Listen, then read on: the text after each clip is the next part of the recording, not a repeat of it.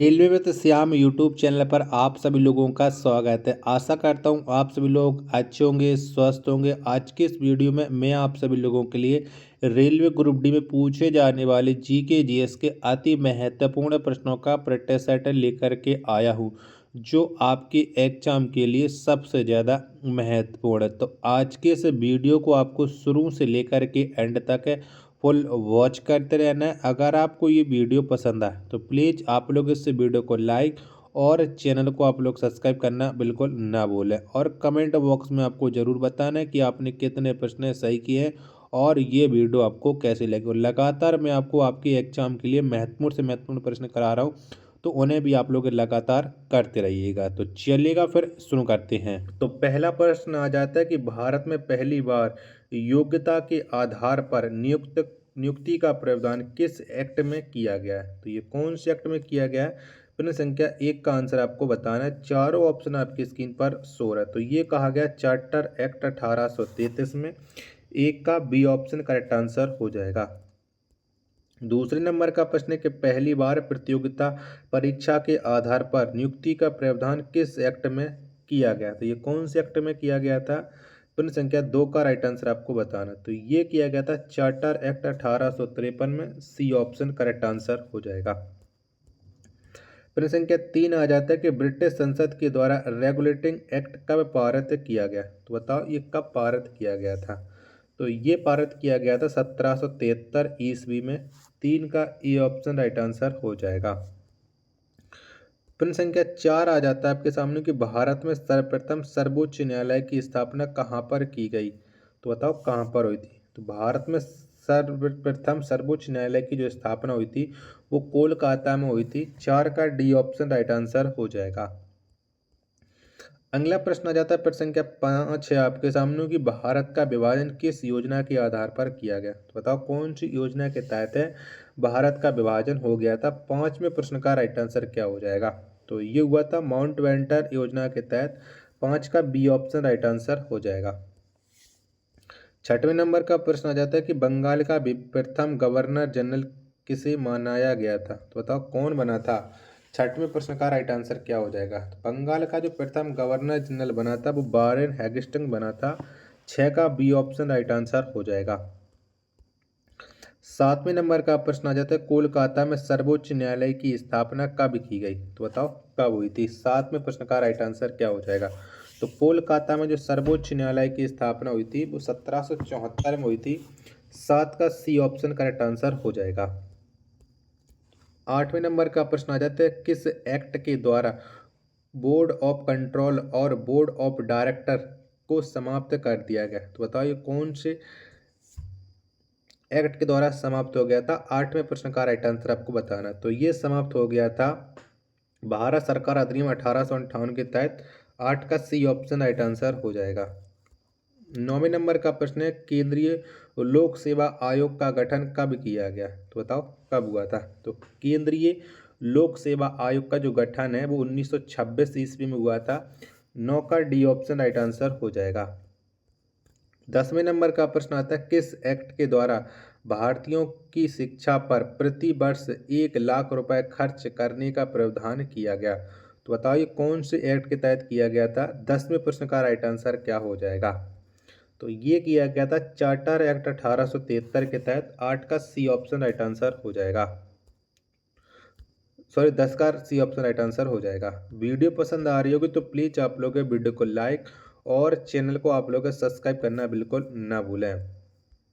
अगला प्रश्न प्रश्न संख्या 11 आता है किस एक्ट के द्वारा ईस्ट इंडिया कंपनी का भारत में व्यापारिक एकाधिकार को समाप्त हुआ। तो बताओ ये कौन से एक्ट के तहत समाप्त हो गया था। 11वें प्रश्न का आंसर आपको बताना। तो ये समाप्त हो गया था चार्टर एक्ट 1813 के तहत। 11 का बी ऑप्शन राइट आंसर हो जाएगा। अगला प्रश्न है प्रश्न संख्या 12 के पृथक निर्वाचन मंडल एवं पृथक प्रतिनिधित्व की व्यवस्था किस एक्ट के द्वारा की गई। तो ये कौन से एक्ट के तहत की गई थी। 12वें प्रश्न का राइट आंसर क्या हो जाएगा।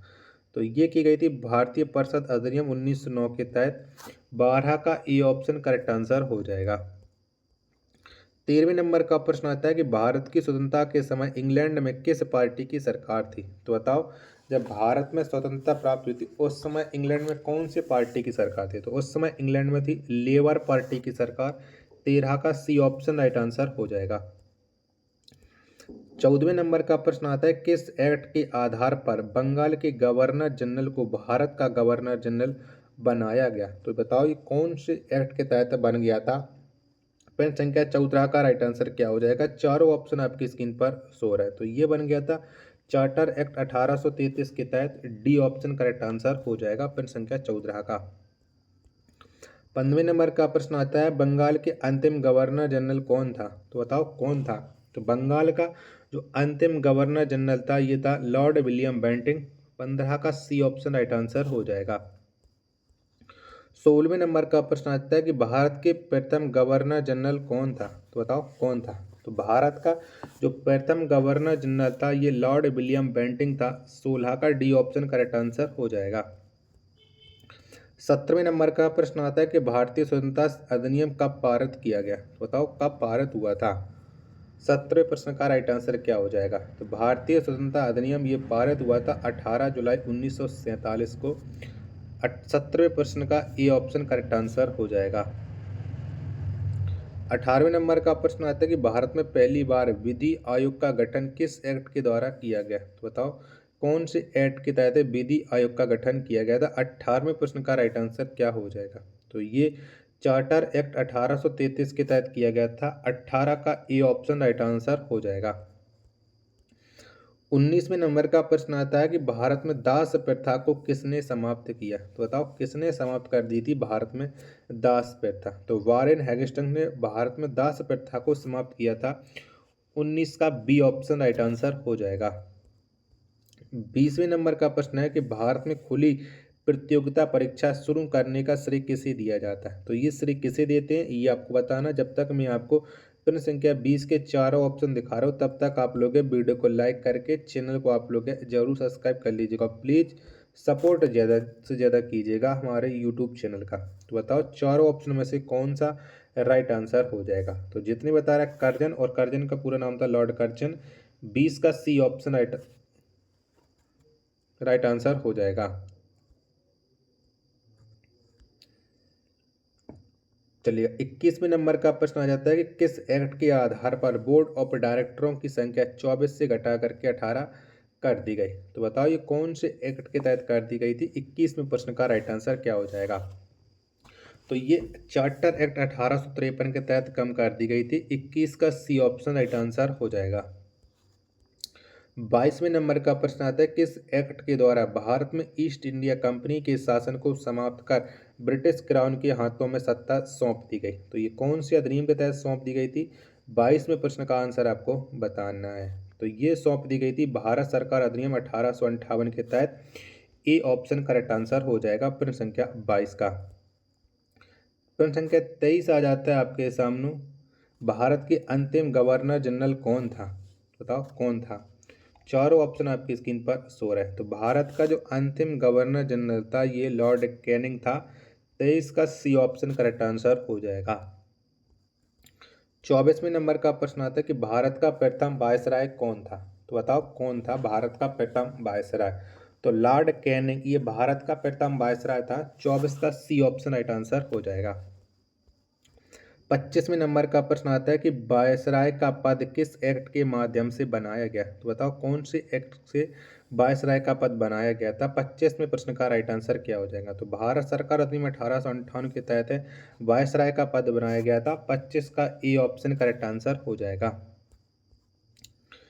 26वें नंबर का प्रश्न आ जाता है कि ली आयोग का गठन कब किया गया? तो बताओ कब हुआ था ली आयोग का गठन? तो ली आयोग का गठन 1929 में, ली आयोग का गठन 1923 से 24 में किया गया था। 26 का सी ऑप्शन करेक्ट आंसर हो जाएगा।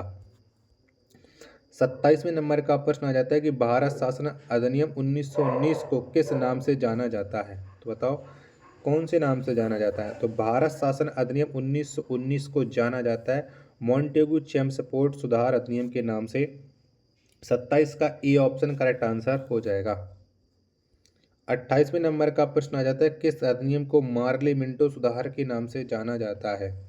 तो बताओ कौन से अधिनियम को जाना जाता है? तो मार्ले मिंटो सुधार के नाम से जाना जाता है।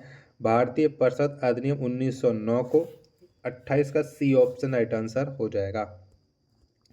प्रश्न संख्या 30 आ जाता है, किस अधिनियम के द्वारा पहली बार प्रांतों में द्वैध शासन की स्थापना की गई? तो कौन से अधिनियम के तहत की गई थी? तो ये स्थापना की गई थी भारत सरकार अधिनियम 1919 के तहत। 29 का सी ऑप्शन करेक्ट आंसर हो जाएगा। आशा करता हूँ कि आपको ये वीडियो जरूर पसंद आई होगी। तो आज की इस वीडियो को आप लोग लाइक जरूर कर देना। चैनल को अभी तक आप लोगों ने सब्सक्राइब नहीं किया होगा तो कर लीजिएगा। आज की इस वीडियो में मात्र इतने ही प्रश्न थे। मिलते हैं और नेक्स्ट वीडियो के साथ, तब तक के लिए धन्यवाद।